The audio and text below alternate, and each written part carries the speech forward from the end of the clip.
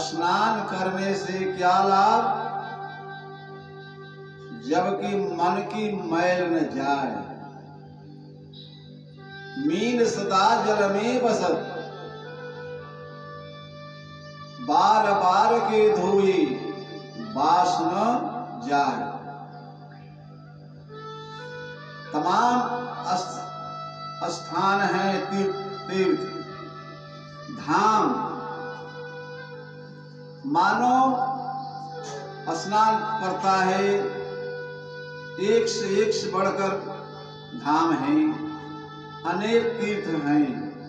तीर्थों में जाने से, ये तन को धोने से काम नहीं चलेगा, इससे कुछ प्राप्ति नहीं होगी जब तक मन की मैल न धुल जाए। जब मन की मैल घुल जाएगी तब काम सिद्ध होगा। मन की मैल कहाँ धोई जाती है और तन की मैल कहाँ धोनी जाती है। तीर्थ, गंगा सागर, तमाम ऐसे स्थान हैं, तीर्थ हैं, वहां पर जाने से मन की मैल नहीं घुलती है, वहां पर जाने से तन की मैल धोई जाती है।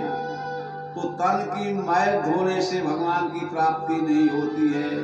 भगवान कभी भी नहीं, स्वप्न में भी नहीं मिलते हैं। केवल तन धोने से भगवान नहीं मिलते हैं। जब हम अपना मन को फ्रेश करेंगे, मन निर्मल करेंगे, तो भगवान की प्राप्ति होगी।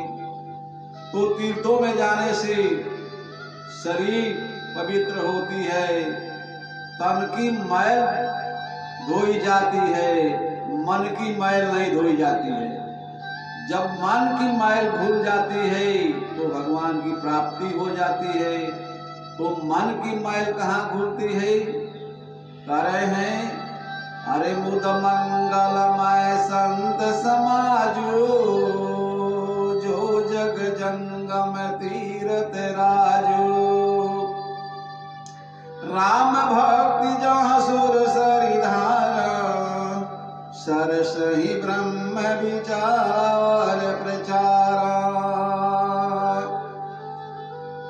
जहाँ संतों का समाज होता है, जहाँ संतों का सत्संग होता है, जहाँ संतों का बैठका होता है, जहाँ पर संत लोग सत्संग ज्ञान की कथा कहते हैं, ज्ञान का कथा बोलते हैं, उनके मुखार बिंदु से जो ज्ञान की धारा प्रवाहित होती है,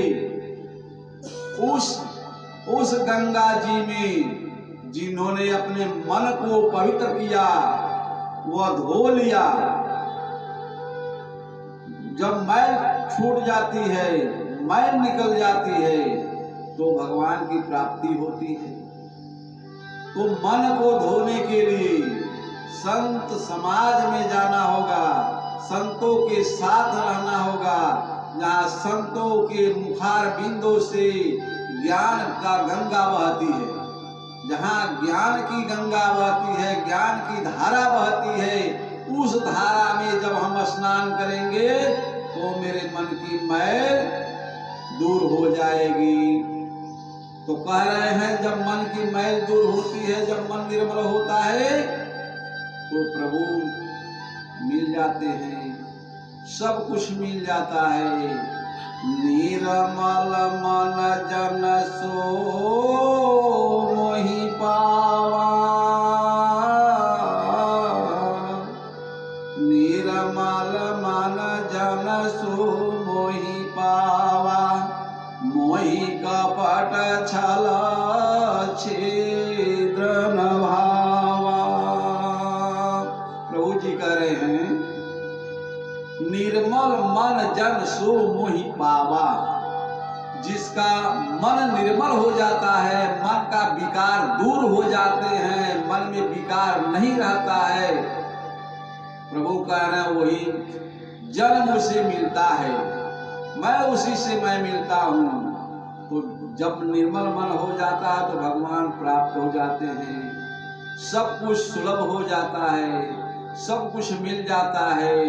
इसी संसार में सब कुछ है, लेकिन जब तक मन की मैल नहीं भूलेगी तब तक कुछ पर्याप्त नहीं होगा।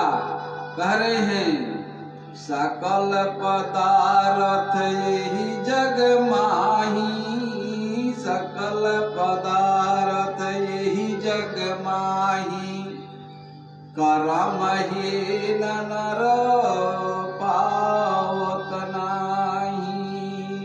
इसी संसार में सब कुछ है, स्वर्ग नरक वैकुंठ इसी संसार में है, लेकिन यह ज्ञानी जीव पाता नहीं है। जिसे ज्ञान ही नहीं है, अज्ञानी जीव भटक रहे हैं। कहाँ भटक रहे हैं? संसार में भटक रहे हैं। जहां पर सुनाई देती है तीर्थ धाम, अनेकों जगह पर भटकते फिरते रहते हैं। उन्हें तो ज्ञान तो है नहीं। जब ज्ञान हो जाएगा तो सकल पदार्थ यही जग माही, सब कुछ इसी संसार में है। यही स्वर्ग है, यही नरक है, यही प्राप्त हो जाता है। जब मन निर्मल होता है तो सब कुछ मिल जाता है। तो अपने मन को निर्मल करना अनिवार्य है। और संत समाज में जाएंगे, संतों के साथ रहेंगे, संतों के मुखार बिंदु से जो गंगा जी का धारा बह रही है, उस धारा में जब अपने मन को साफ फ्रेश करेंगे तो कभी फ्रेश होगा, कभी भगवान की प्राप्ति होगी। अन्यथा तमाम स्थान है धोने से, तीर्थ पर जाने से, वहां पर तन नहीं, मन नहीं धोया जाता, तन केवल धोया जाता है। तन धोने से भगवान नहीं मिलते हैं। इसी के लिए संतों ने का वर्णन किया है। रविदास जी भी कह दिए हैं कि मन है सच्चा तो कठौती में है गंगा। अगर मन है सच्चा तो कठौती में है गंगा बसती है। जब मन निर्मल हो जाता है तो सब कुछ सुलभ हो जाता है, सब कुछ मिल जाता है, सब कुछ प्राप्त होता है। इस संसार में सब कुछ है।